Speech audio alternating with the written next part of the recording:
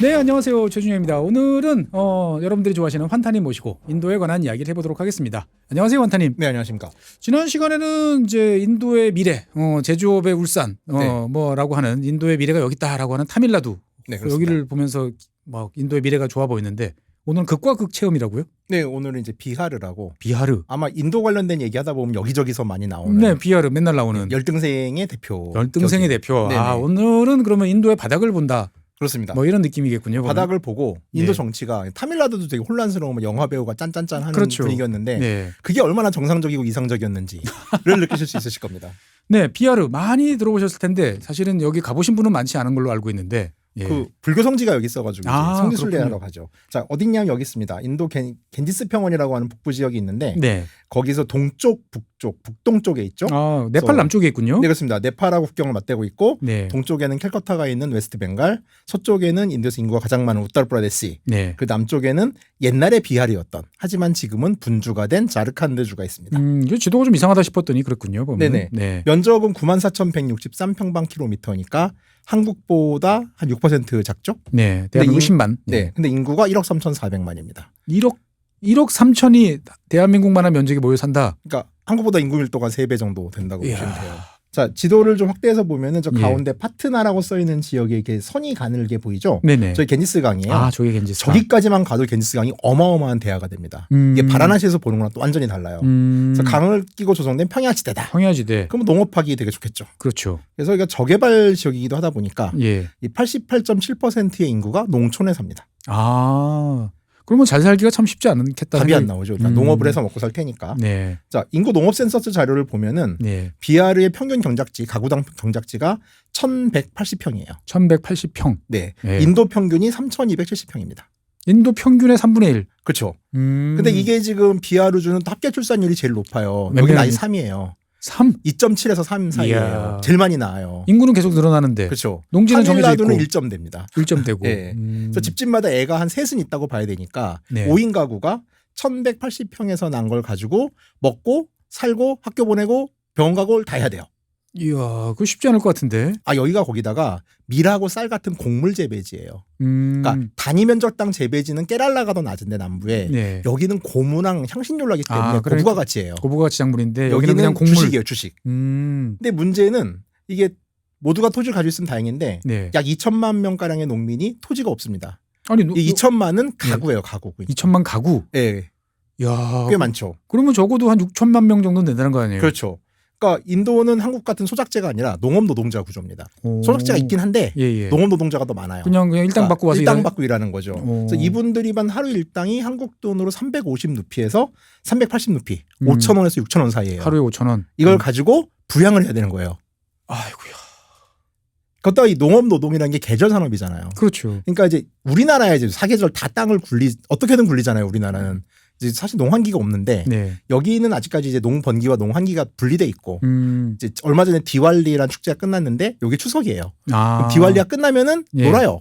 이제는 일이 없네요. 그러면 이제 여기는 이제 이분들이 대도시로 나가서 노동을 하는 거죠. 그러니까 날품팔이나 일용직을 하는 거죠. 그래서 이제 기본적으로 먹고 살기 되게 힘든 구조예요. 구조 자체가. 가난한 동네라고 네. 이제 볼 수도 있겠군요. 왜 그 인도 기차의 혼란함을 다루는 유튜브가 많은데 그렇죠. 이게 거의 다 북인도 상황이고요. 제가 이제 하나의 팁을 드리면은 비하르를 경유한 기차는 무조건 타면 안 돼요. 비하르를 경유하는 기차는 타면 안 된다. 왜냐하면 여기로 오고 가는 사람들이 기차에 올라타는데 네. 이게 에어컨 칸은 통제가 되지만은 예. 에어컨 밑에 칸은 난리가 납니다. 정말로. 그러니까 그냥 막 앉아요. 그러니까 그 환타님이 혼란이 보셔도 이거는 상당히 위협적이다 느낄 정도의. 저는 그나마 말을 할 줄 아니까 싸움이 되는데 네. 여행자들은 힘들죠. 힘들다. 그러니까 차장도 통제를 못해요. 이 비하르 통과 기차들은. 그래서 그렇습니다. 그리고 가난하다 보니까 거칠고 잘 뭉치고 네. 그래가지고 인도 분들하고 싸움할 때 비하르 사투리 힌디를 하면은 먹고 들어갑니다. 그래서 기본적으로 이 동네는 저생산성 농업지대에 가까워요. 지금 이제 화면에서 보여주신 거는 이제 각 지역별 통계죠. 보면. 네, 그렇습니다. 네. 그래서 인구 80%가 이리저리 끼어 만들어내는데 이 농업의 80%가 종사하지만 부가가치는 20%밖에 안 돼요. 그리고 2차 산업 기여율이 21.5%밖에 안 됩니다.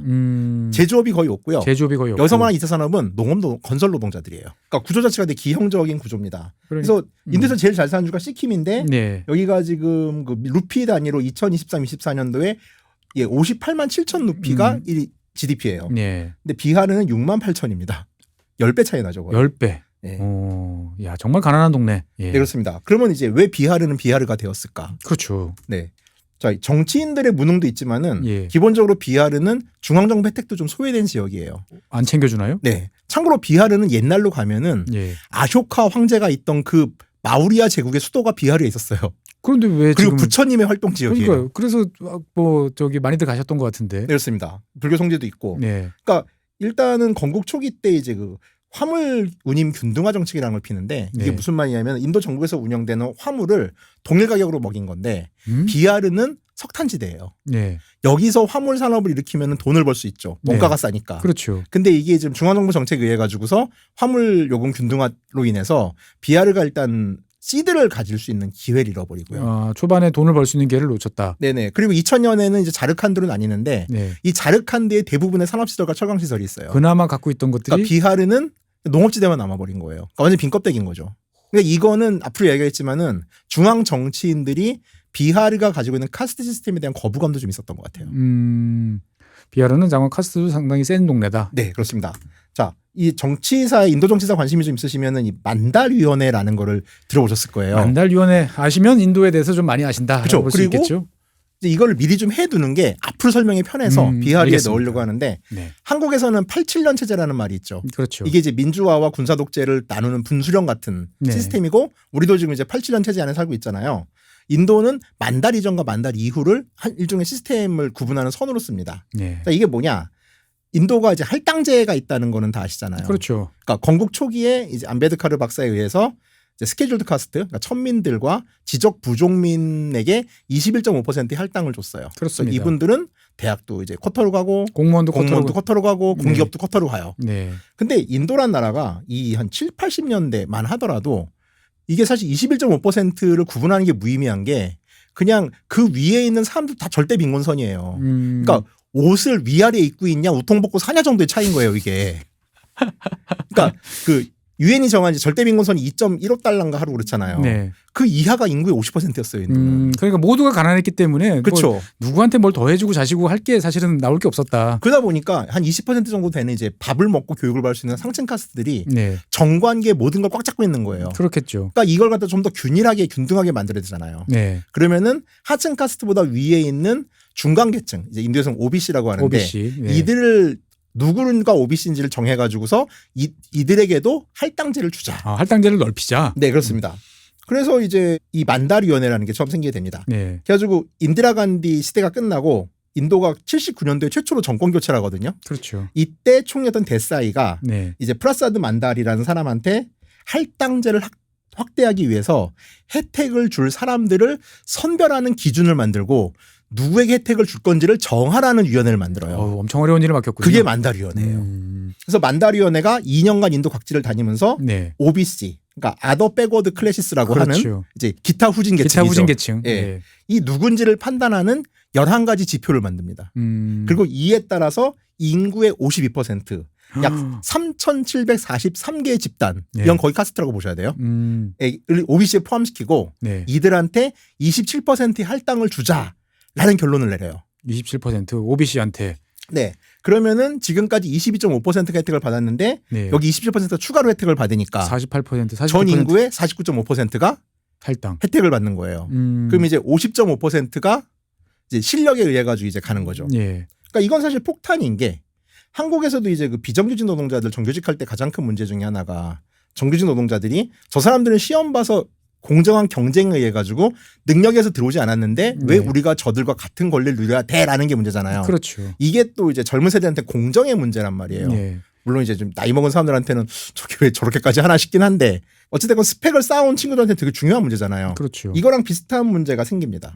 인도에서도. 네, 그래서 이제 상층 카스트들은 어차피 취업문이 이제 22.5%를 제외한 거의 80%한테 열려 있던 공무원 임용의 기회들이 네네. 주는 거잖아요. 50%밖에 안 되는 거죠. 이제. 그렇죠. 그러니까 능력주의를 지향하는. 그러니까 사실 이제 상층 카스트 대부분 모르잖아요. 이렇게 좋은 집안에서 태어나서 좋은 대학 가는 사람들이 자기 능력인 줄 아는데 아니에요, 그거는.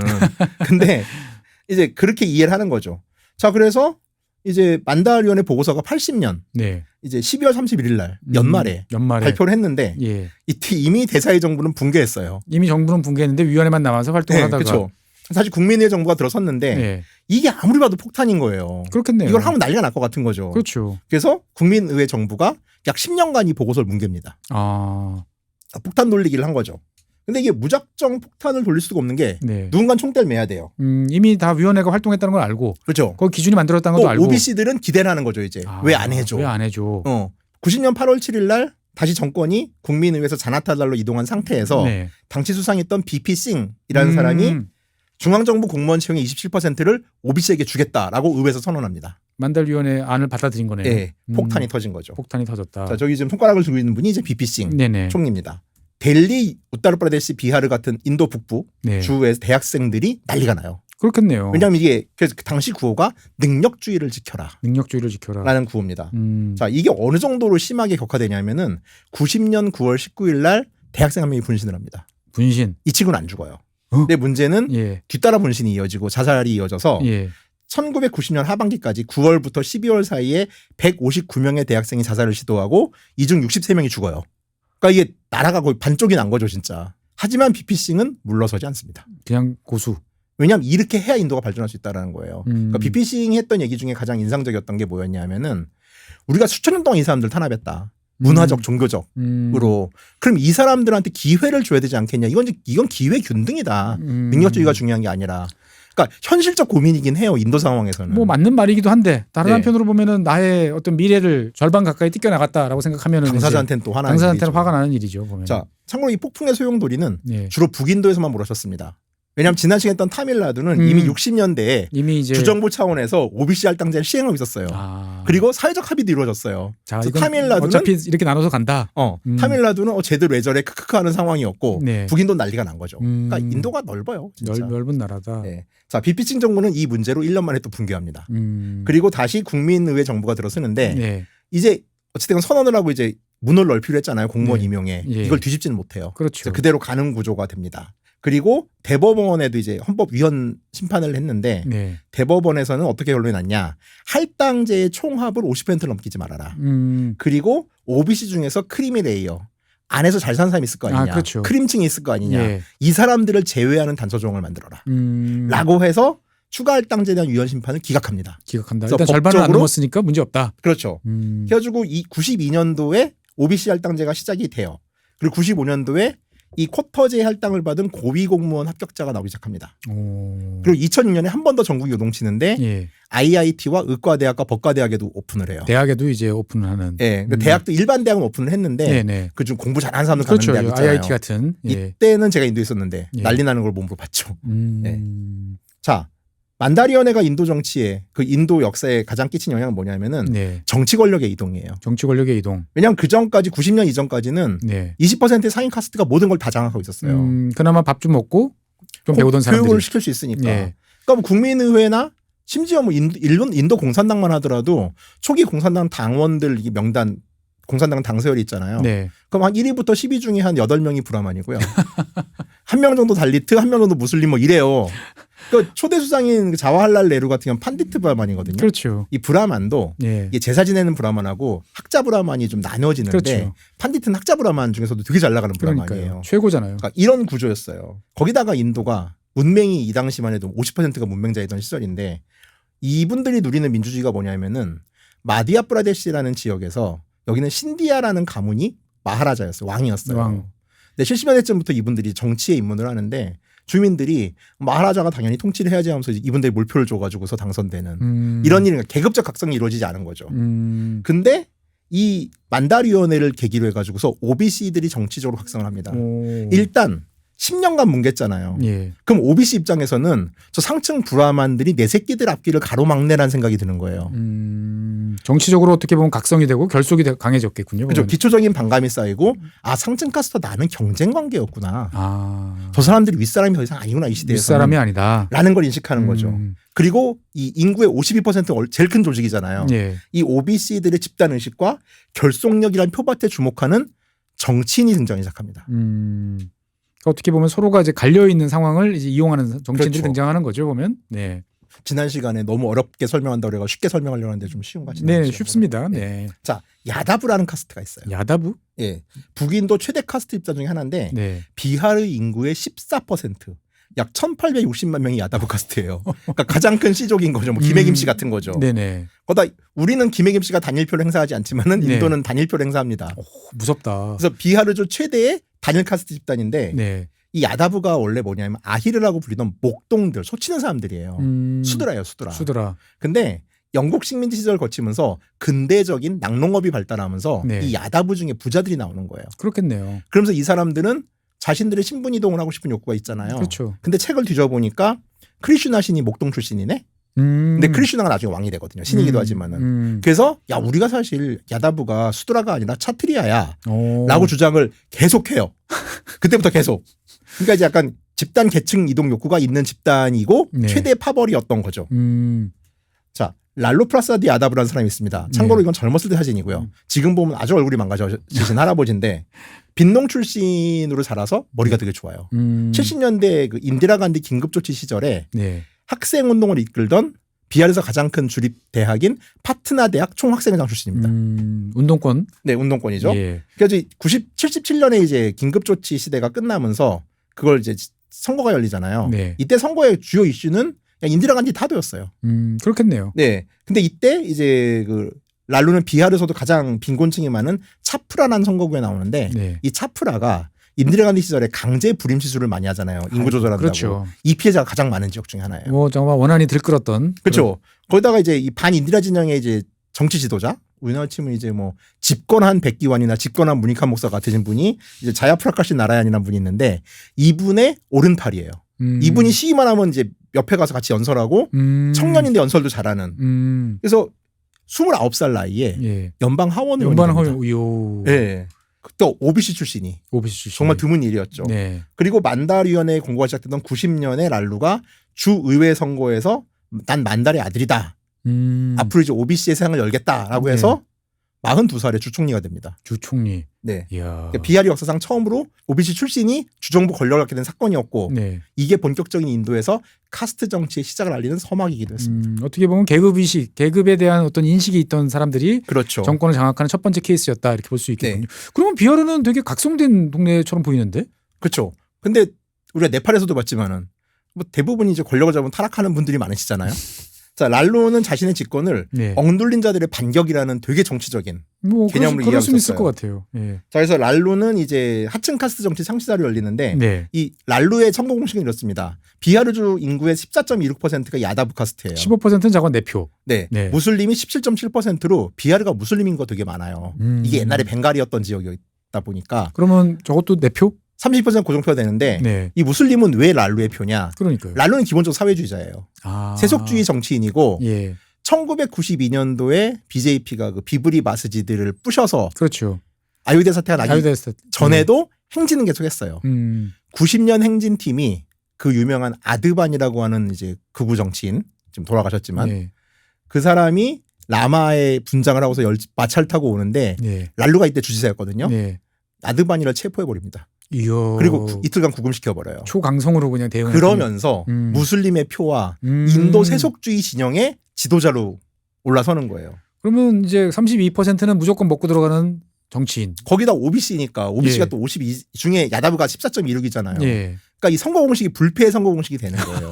그래서 이거를 이제 MY 선거연대라고 합니다. 무슬림과 야다부가 합친. 예. 예. 그래서 이제 랄루는 실제로 선거를 할 때 이 사람이 어떻게 보면은 사람 안 죽인 약간 크메르루즈 같은 경향이 좀 있어요. 사람 안 죽인 크메르루즈. 그러니까 되게 이상적인 경향. 사회주의. 그러니까 이 사람이 처음 선거부터 끝까지 했던 얘기 중에 선거 구호가 비카스 나이의 3만짜리의 개발이 중요하지 않다. 인간의 우리의 존엄이 우선이다. 뭐 말은 멋있는데. 예. 그래서 예. 여기서 이 다음 문장이 뭐냐? 우리는 지금 차가 필요 없는 OBC들이 왜 도로가 필요하냐? 어? 우리는 램프를 쓰는데 왜 전기가 필요하냐? 어? 개발이라는 거는 상층 카스트의 이해관계와 그들의 이익을 위한 거다. 우리는 하층민이고 OBC이기 때문에 개발이 필요 없다. 개발을 하면 우리는 다시 그들의 노예가 된다. 신박하죠. 이거 뭔가 반박을 하고 싶은데 얼핏 들으면 또 그럴 수 있겠다라는 생각도 들리는. 그러면서 이제 OBC들이 발전은 정말 이제 저하가 되지만은 네. 이제 이 OBC들이 상층 지주들과 눈을 맞대고 네. 말대꾸를 하는 세상이 된 거예요. 근데 하층한테는 예. 평생 자기한테 DNA로 지주들한테 얻어맞고 살다가 네. 이 바뀐 세상이 너무 좋은 거죠. 너무 좋다. 그러니까 이걸로 인해 가지고 경제 개발하는 게 하나도 중요하지 않은 시대가 옵니다. 그냥 감성 충족이 됐군요 보면은. 그렇죠. 감성 충족이죠. 그러니까 원한 충족인 거죠. 거기다 이제 상층 원래 학교가 이제 대부분 상위 카스트 마을 중심으로 형성이 되는데 달리트랑 OBC 마을에 학교도 세워주고 그다음에 이제 지주들이 농업 노동자들 탄압하면은 네. 경찰이 출동하잖아요. 네. 경찰 출동을 막아요. 자기가 알아서 해결하게 놔둬라. 그럼 어떻게 되냐? 머릿수로. 자경단이 날립니다. 그렇죠. 그럴 수밖에 없는 구조가 되는 거죠. 그래서 이제 랄루는 현재 관점에서 보면은 비하를 이꼴로 만든 대표적인 범인이 되고요. 오랫동안 있었겠 저기 15년 집권했죠. 집권했죠. 예. 예. 그리고 오죽하면 랄루 시리즈가 있어요. 랄루 시리즈? 랄루 시리즈가 뭐냐면 이제 이를테면 이제 80년대 일본 총리 누구였죠? 낙하손에? 나카소네. 예. 나카소네가 비하를 방문했는데 예.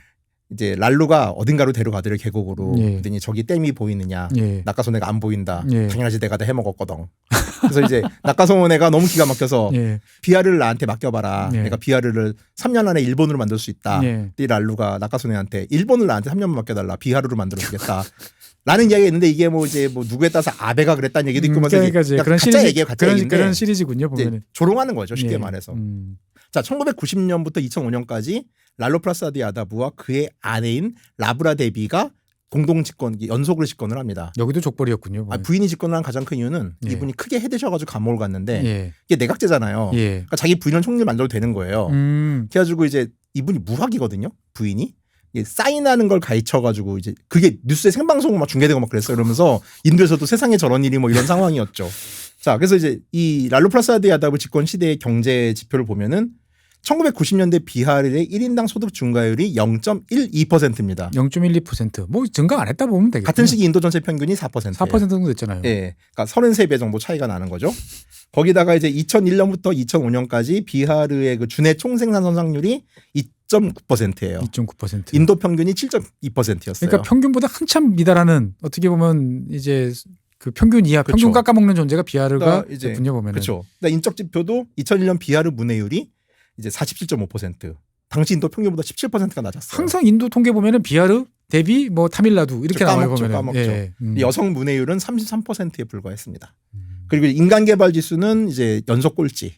뭐 소득도 꼴찌니까 당연한 거죠. 그러니까 그거야. 인도에서 가장 낙후된 지역이 이제 비하르가 됐는데 그 네. 이후에는 정치가 자리 그렇죠. 잡고 있었고 어떻게 보면 카스트 정치라고 하는 계급주의 그렇습니다. 어떤 그런 이론들이 이제 영향을 미쳤다라고 볼 수 있겠군요. 보면. 그래서 이번 비하르 선거에서도 이제 BJP 연맹이 내세운 선거 구호가 다시 정글 라지의 시대로 돌아갈 것이냐. 정글라즈는 또 뭡니까 또? 이게 그러니까 이제 이 랄로 시대에 어떤 이제 폭력 사건이나 재판이 벌어졌는데 판사가 그런 거예요. 야 이건 정글만도 못한 거 아니냐 이 정도면은 해서 정글라즈란 말이 네. 기사화가 됐고 그때부터 이제 랄로 시대를 이제 표현하는 걸 흔히 정글라즈. 정글라즈의 시대라고 표현을 합니다. 비하르의 대명사 같은 거죠. 실제로 이제 납치 사건도 되게 많이 늘어났는데 네. 랄로 시대 때는 납치가 하나의 산업이었어요. 아 인지 여기 뭐야 그 인질 잡아서 몸값 받는 몸값 거죠. 받는 거. 그러니까 15년 동안 랄로 시대에 약 32,000건의 공식 경찰에 기록된 그러니까 FIR이라는 사건 기록이 등재된 납치가 32,000건이었고 연평균 2,000건이죠. 그러니까 하루에 평균 56명씩 납치를 당한 거예요. 이게 왜냐하면은 예전에 비하르 같은 경우는 정말 무인지대에서 네. 기차가 다니면은 기차를 약탈하고 그랬어요. 말 타고 총 들고 와가지고서 20세기에 20세기에 80년대 90년대 벌어진 일이에요.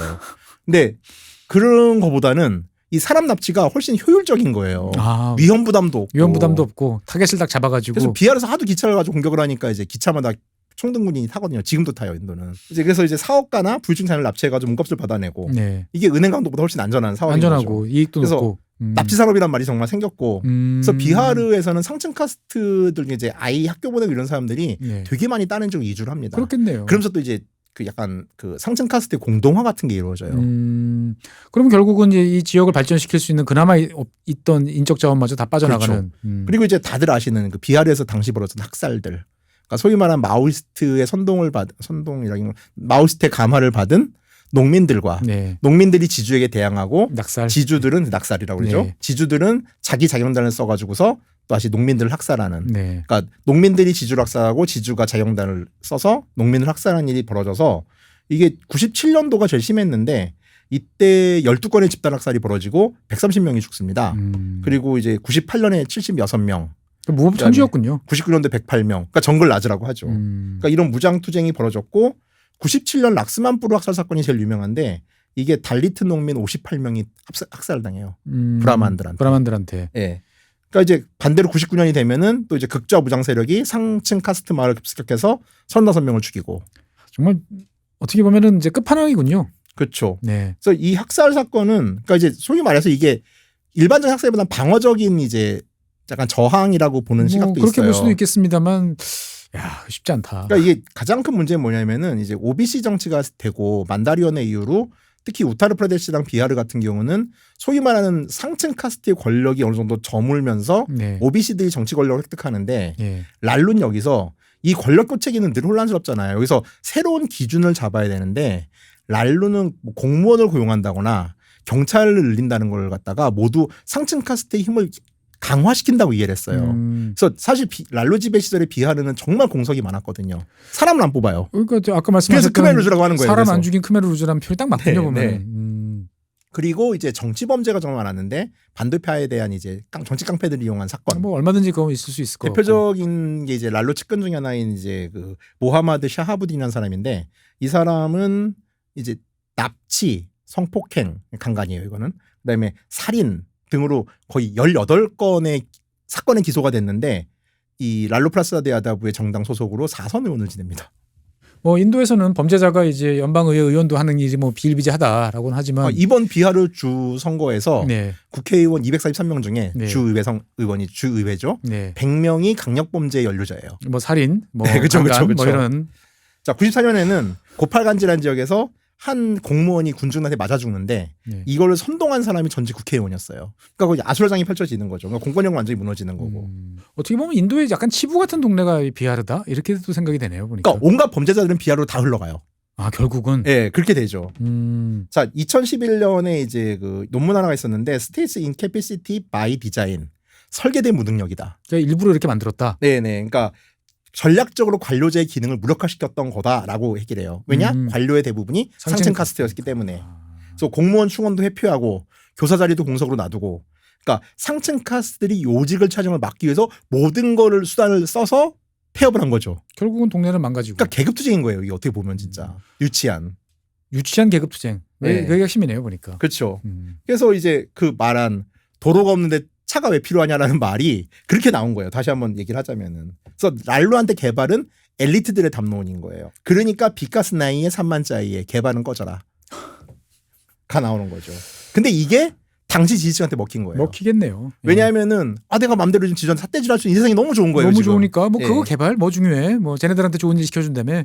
그렇죠. 네. 그래서 하층 카스트는 사실 옛날에 해방이 됐으나 네. 대가가 너무 컸고 네. 지금도 비하르는 이제 이 꼴이 난 거죠.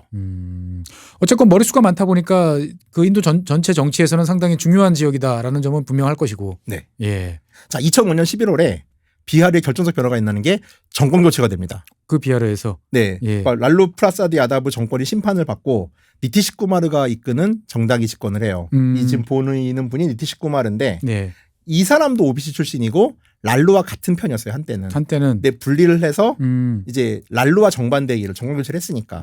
그래가지고 이제 공권력 강화를 중심으로 한 정책을 핍니다. 그러니까 실제로 2006년부터 14년 사이에 약 8만 명이 유죄 판결을 받고 네. 200명이 사형 선고를 받고 그다음에 1,500명이 종신형을 받는 중간이 없다. 대대적인 이제 그러니까 예. 범죄와의 전쟁이 범죄와의 벌어져요. 전쟁을 벌였군요. 그래가지고 아까 말한 모하마드 샤하부딘도 감옥에 갑니다. 종신형을 받아요. 살인죄가 이제 유죄로 인정돼서 납치 사건도 이제 2001년부터 2004년까지 그 랄루 시대에는 1년에 한 1,527건 벌어지던 게 예. 429건으로 대폭 그래도 많긴 하지만 3분의 1이 감소되고 네. 이제 야간 이동이 가능해졌어요. 참고로 이 시대에는 예. 밤에 야간 이동을 못했어요, 진짜로. 야간 이동을 못했다. 뭐 그러니까 하지 말라는 건 아니었지만 하면 자관 무슨 일을 당할지 모른다. 그러니까 비하르가 이제 부처님이 깨달은 보드가야라는 데가 있는데 네. 기차역은 여기서 13km 떨어진 가야라는 곳에 있어요. 기차 여기서 서요.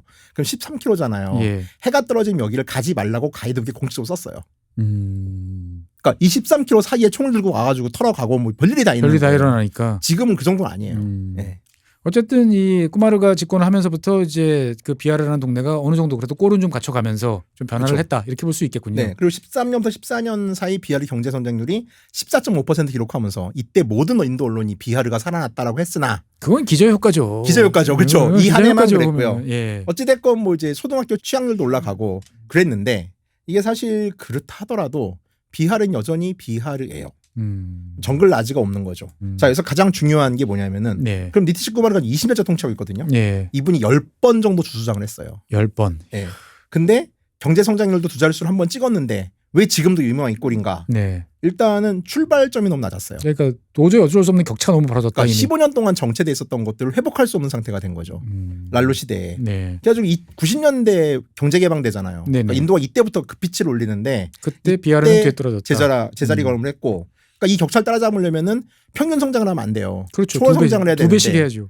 그렇죠. 그러니까 이게 지금 인도가 중국을 못 이기는 이유잖아요. 맞습니다. 이게 지금 구조적 제약 때문에 쉽지가 않고, 그다음에 자르칸드 분리 후유증이 너무 커요. 아까 말씀드렸던 그나마 있던 동네들이 다 분리돼 버리고 자원이 자르칸드로 가버리고 이거는 랄루 프라사드 야다부가 물론 단점이 정말 많지만은 인도 중앙 정치인이 보기에는 랄루는 너무 위험해요. 이 식으로 카스트 정치를 갖다 인도 전국으로 퍼뜨려 버리면은 상층 카스트의 위협적인 존재이기도 하고요. 아예 분리해서 니들은 여기서만 놀아. 그렇죠. 그러다 보니까 중앙 정부에서 비하르 혜택을 전혀 안 주는 거죠. 그러니까 사실 분주 같은 경우도 이게 랄루가 중앙 정치와 연결이 있었다면은 이런 식으로 자르칸드와 비하르가 나눠지지 않을 수도 있었어요. 그렇겠네요. 근데 이거는 랄루의 무능이기도 하고 랄루의 미운 털이기도 한 거죠. 그러니까 네 맘대로 하고 싶으면 거기서만 해라는 식으로. 그렇죠. 그리고 구조적으로 이제 인구가 너무 많다 보니까 그러니까요. 이건 어떻게 할 수가 없는 구조적 문제가 있어요. 그러니까 지표가 개선될 수 없고 거기다가 제조업이 없단 말은 인도에서 그나마 세금 내는 게 공장이에요. 대부분 세금 안 내잖아요. 그렇죠. 세금이 나올 구멍이 없어요. 인컴이 나올 구멍이 없어요. 이렇게 보면 비하르라는 동네는 꿈도 희망도 없었고 그렇죠. 지금도 없고 앞으로는 있을까요? 쉽지 않을 것 같은데. 그렇죠. 네. 그래서 이게 모든 사업을 중앙정부 재원에 의존해야 되는데 이것도 쉽지 않은 거죠. 거기다가 정치적 혼란도 계속된 게 니티시 쿠마르가 20년간 집권하면서 10번 총리를 했으니까 원래 총리를 하면 5년 해야 5년이잖아요. 되는데 계속 붕괴되고 했다는 얘기잖아요. 2년에 한 번씩 선거를 했네요. 그러면. 랄루랑 붙었다, BJP랑 붙었다, 콩그레스랑 붙었다 난리가 납니다. 어쨌든 자기는 집권을 계속했다. 근데 이 사람 집권을 했는데 이렇게 되면 뭐가 되냐. 경제정책이나 모든 정책이 일관성이 없어져요. 그렇죠. 왜냐하면 연립정부의 정책을 받아와야 되니까. 입에 탔다 저배 탔다 하는 게 여러 가지로 많다. 네. 예. 그래서 이 상황에서 얼마 전에 선거가 벌어졌습니다. 예. 이제 마지막인데 이번 시간은 네. 니티시 쿠마르가 연립정부를 구성하면서 이제 BJP가 비하르에 슬슬 들어오기 시작합니다. 자, 이런 구도였어요. 이번 선거는. 자, 이건 정당 마크입니다.